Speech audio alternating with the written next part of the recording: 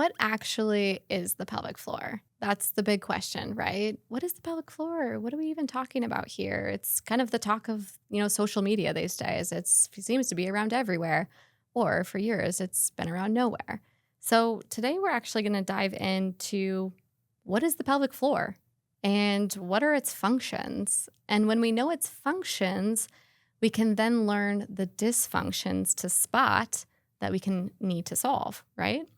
So when we think about what is the pelvic floor, a lot of time what we hear as women and as mothers is pregnancy postpartum.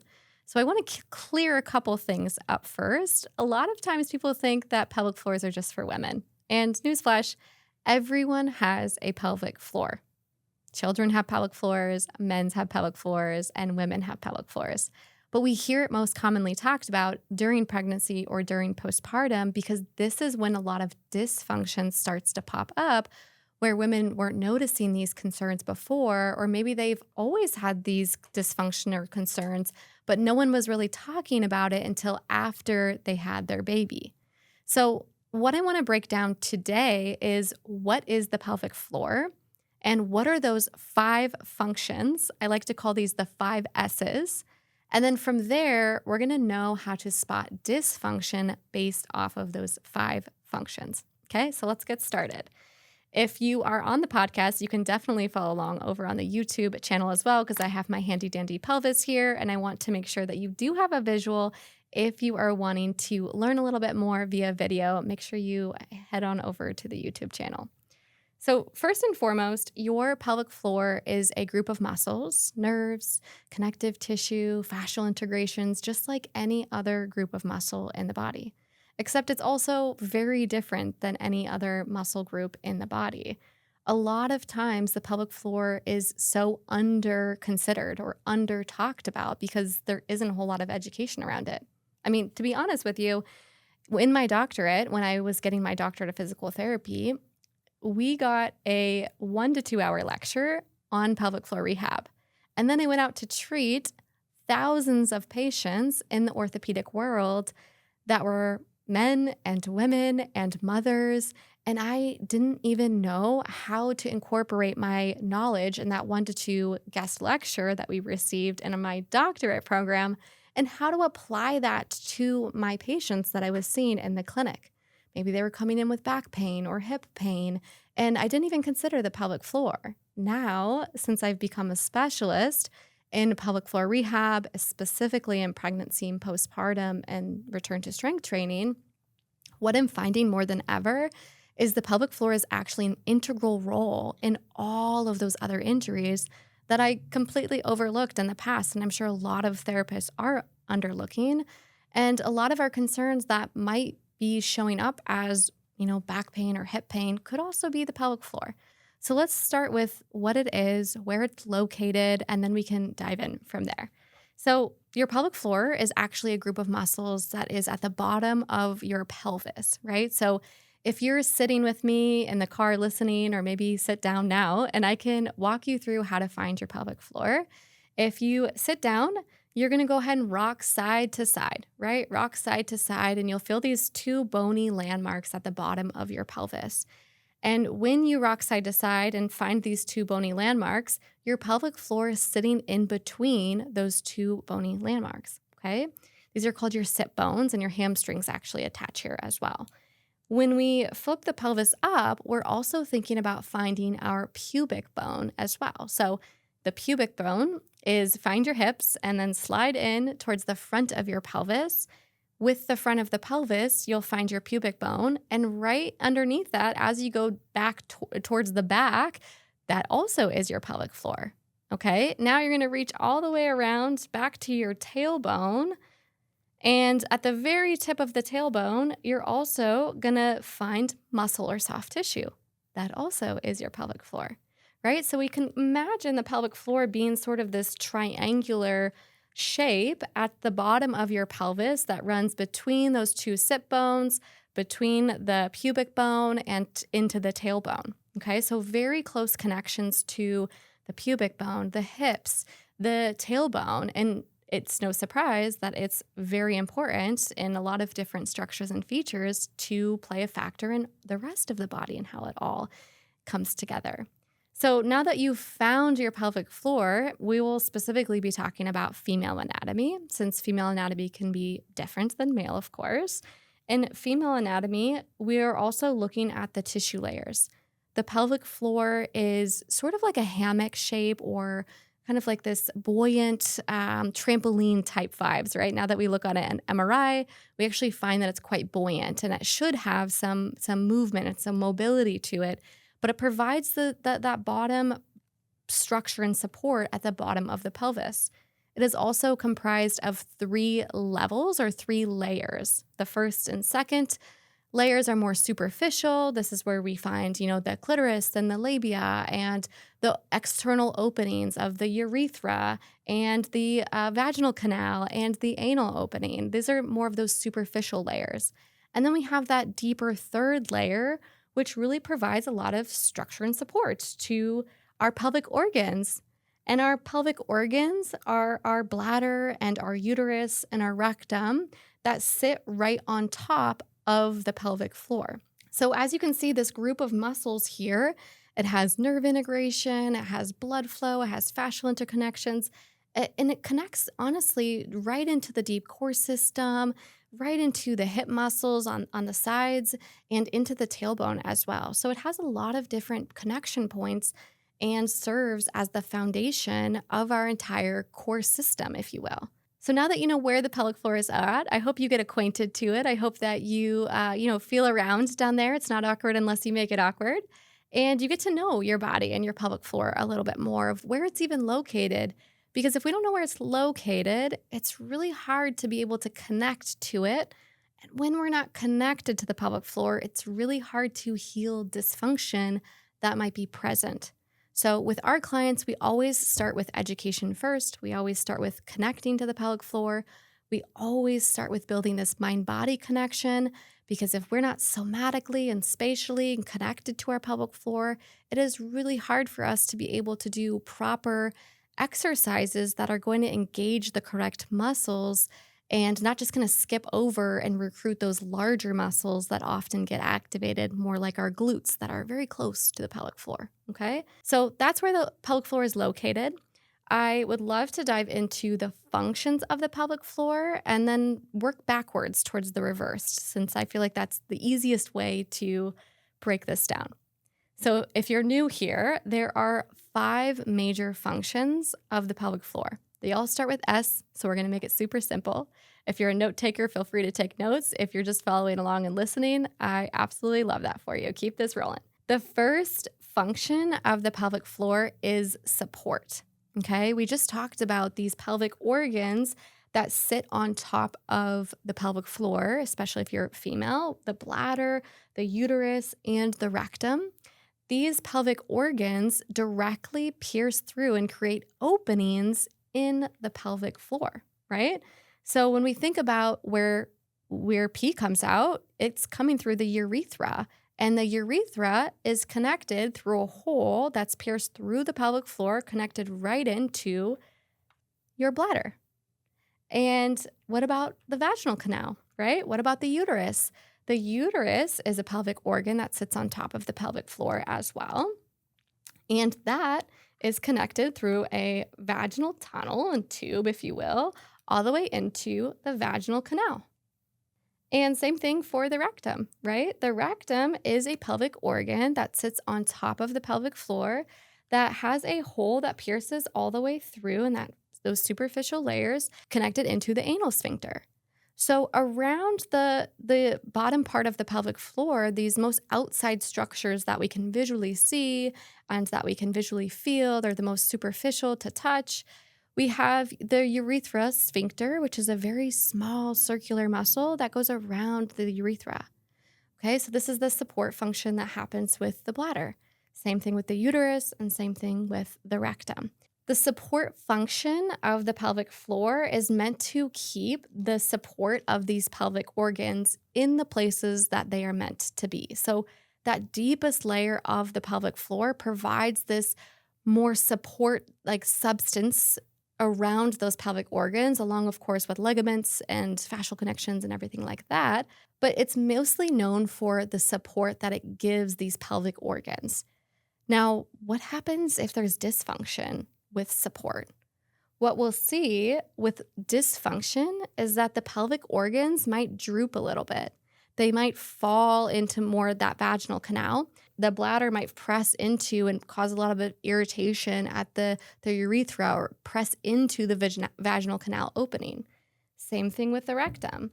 If the pelvic floor is not doing its job and doesn't have enough support, this could also be too much tension in the pelvic floor. It could be too little tension in the pelvic floor. It could be not enough tone, not enough endurance. It could be a lot of different things. But if we look at these three pelvic organs and how they sit next to each other, oftentimes if there isn't enough support, it can fall or press into the vaginal canal, whether it's the bladder or the rectum, and this is called prolapse. There's a few different prolapses, and I'm not going to dive into all of those here, but without the correct support at the pelvic floor, it can cause these pelvic organs to kind of slip and fall and press into that area. So what you might be feeling as a woman or as a mother is more of like a bulging sensation or a heaviness at the rectal, the vaginal canal, or even more towards the front of the pelvic floor. You might experience leakage. You might experience incomplete or inability to be able to have a full bowel movement without feeling like you're having to strain or push. This can all be because those pelvic organs are a little shifted and they're not in the position that would be optimal for them to function as normal. So this support function, loving on these pelvic organs, if it's causing some dysfunction, you might notice some of those signs and symptoms like a tampon stuck feeling, bulging, like you're sitting on a little ball, or just that drooping sensation maybe when you go to the bathroom or you have intimacy as well. So let's dive into the second function of the pelvic floor, which is called sphincteric. We talked previously about this superficial layer of the pelvic floor and how it has these sphincter muscles, these circular muscles. They're little tiny circular muscles around the urethra, the vaginal canal, and the anal canal. These sphincters are actually always on low-grade constriction. That makes sense, right? Because we don't want to pee when we don't want to pee. We don't want to have a bowel movement when we don't want to have a bowel movement. So these sphincters' jobs is to be able to always hold this low-grade contraction or constriction so that we don't have to worry about those things. Well, what happens when you accidentally are leaking with coughing or sneezing or exercising? What happens when you are having a bowel movement when you're not ready or feeling like a strong urgency for that? What happens when we're not able to completely empty? What happens when you are wanting to have these, sphincters work well, but they're causing issues and embarrassment and shame and frustration when they're not working well? That is a sign of pelvic floor dysfunction, right? So any form of leakage or unwanted passive bowel or stool or gas, this is called pelvic floor dysfunction, and it is typically a concern or a problem with the function sphincteric.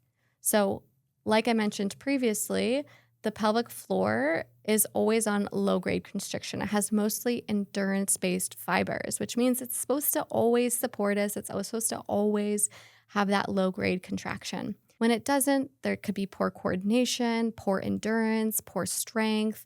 Now we're seeing some of these sphincters to work a little bit faulty. And so we want to focus on making sure that we're maintaining those. And this could also be nervous system involvement as well. Okay. Function number 3 is sexual. So the sexual function is allowing the pelvic floor to be able to relax and receive penetration without pain or discomfort. And also, when we have babies, we need the pelvic floor to fully lengthen and to relax. And fun fact, when women orgasm, their pelvic floor actually rhythmically contracts as well. So the pelvic floor is highly interconnected into the sexual function of the body. And so if we're noticing dysfunction in this category, we will tend to see pain with intimacy, or inability to achieve an orgasm. Maybe you will see no sensation with intimacy as well. A lot of people will notice lack of sensation after having babies as well. So, sexual is one of the functions of the pelvic floor. Dysfunction would present in any of those categories and definitely warrants some support. Function number 4 is stability. So, as we kind of shown earlier, if you're watching along, this pelvic floor is at the bottom of the pelvis, but it doesn't mean that it works in isolation. The pelvic floor actually never works in isolation, which is why Kegels alone actually aren't the solution. Kegels alone maybe be the corners of the masterpiece puzzle, but you also have to like fill in the rest of the puzzle. You got to put the borders on, you got to put the middle pieces in. The Kegels alone are not going to solve the pelvic floor issues. So we really need to think of the pelvic floor working in conjunction with all the other muscles and body parts, especially when it comes to, the diaphragm that is very inversely related to the pelvic floor, where every time we take a breath in, the pelvic floor relaxes, and when we exhale, the pelvic floor comes up. And it's very connected to the deep core system. They have fascial integration. So when the pelvic floor contracts, so does the deep core. And when the deep core contracts, so does the pelvic floor. It's very interconnected into the adductor muscles that come right in and hit those two sit bones and connect right into there. And research is showing just improving adductor endurance, those inner thigh muscles. When we increase endurance and strength of our adductors, we're actually seeing a direct correlation to symptoms reducing at the pelvic floor. So the stability function of the pelvic floor is that it's trying to tell us it's one piece to the puzzle. And the stability function plays this foundational root, this foundational element of the entire body, right? Then we have our legs, and those aren't providing a whole lot of support when it comes to the internal system. We call this our core canister, this enclosed system between our thoracic spine and our rib cage and our belly. The pelvic floor is at the bottom, sort of like the foundation on a house. So if it's not optimally working and the foundation is a little rocky and unstable, so is the house, so are the walls, so are the roof, right? That's where the pelvic floor can play a multitude of factors into the glutes and to the hip pain and the back pain and even all the way up to feet and shoulder issues as well. So the pelvic floor plays a pivotal role in stability. If we're seeing a dysfunction in this area, this is where we will see problems in other areas, and we might be chasing for solutions for hip pain at the hip, or we might be chasing for solutions for back pain at the back, or chasing for solutions at the rib cage at the rib cage. But really, it might be a pelvic floor issue, especially if you're experiencing, really deep pain that you can never really reach or touch. Maybe you fell on your tailbone as a child, or you've had a fall on a tailbone, and ever since then, it's caused this pelvic floor to seize up. Maybe you have really bad hip pain, but actually it's the pelvic floor that's really tight and guarded and tense, causing the hip to be really annoyed and angry because of their connections. So when there is dysfunction in the stability piece of the pelvic floor, it will start to cause what we call noisy neighbors, or it will start to cause, issues with the neighbors. The hip is a neighbor, the back is a neighbor, the foot is a neighbor, right? The whole body, the adductors are neighbors, the glutes are neighbors. So we want to think of the pelvic floor as the foundation to the house. It is the stability, and it works in conjunction with all of these other areas. And if there's dysfunction in this area, it could be causing dysfunction, pain, irritation at other parts of the body as well. Last function of the pelvic floor is called sump pump. And this is really just to explain more of the fluid dynamics of the body. So the pelvic floor itself is a really incredible sump pump for blood flow, for lymphatic flow. We have these in our lower legs as well. And the pelvic floor, if it is working optimally, will help flush fluid and blood flow and lymphatic flow back up to the heart and the lungs so that everything is working in order. If we're seeing dysfunction in this area, this is where we will also see pelvic congestion syndrome or a lot of heaviness or unexplained sensations that might be going on in this pelvic floor region as well. So that is that. What is the pelvic floor? What are its five functions? I hope that I've also helped you spot some dysfunctions of the pelvic floor. And if you are experiencing any dysfunctions of the pelvic floor, this is really time to get support with a professional that specializes in not only just orthopedic rehab, but pelvic floor specific rehab, because we take a little bit different of a lens between the orthopedics and the pelvic floor and looking at them together and not separately. But also, if you are pregnant or postpartum and you're experiencing any of these signs and symptoms, like I talked about, where you have unwanted leakage, you have pain with intimacy, pelvic pain, tailbone pain, hip pain, pelvic organ prolapse or heaviness at that canal, these are all things that we can absolutely support you with 100% virtually in our Pelvic Floor and Core Restore program, where we help moms all around the world using our 4-phase Pelvic Floor Restore method.